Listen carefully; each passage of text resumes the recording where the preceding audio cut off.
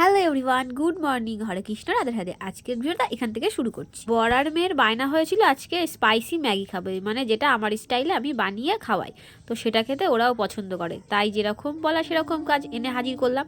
তারপরে মা একই দেখি বাচ্চাদের সঙ্গে সে লাট্টু খেলছে। দিন পরে লাট্টু পেয়ে ভীষণ খুশি, ওরা খেলছিল তাই ওদের সঙ্গে আমার বড় এসে যুক্ত হয়ে গেল। বেশ ভালোই খেলছিল, অনেক বছর পরে খেলছিল। তো মনটা কিন্তু বাচ্চাদের মতো থাকাই ভালো, যত বড় হও না কেন।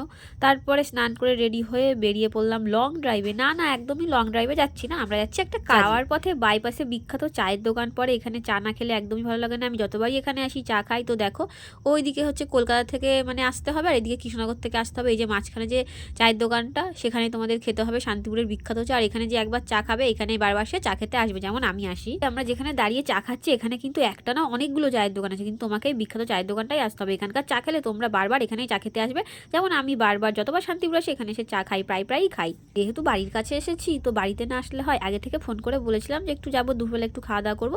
তাই মা আমাদের জন্য অনেক কিছু করেছিল, শাক ভাজা, আলু ভাজা, ডাল, ফুলকপি আলু মাছের ঝোল, ব্যাস। তারপরে একটু ওকে বললাম যে দাইটা কেটে নাও, তো দাইটা কেটে নিয়ে আমি বলছি দেখো তোমাকে কেমন লাগছে। তারপরে আবার কি বাড়ি ফেরার পালা।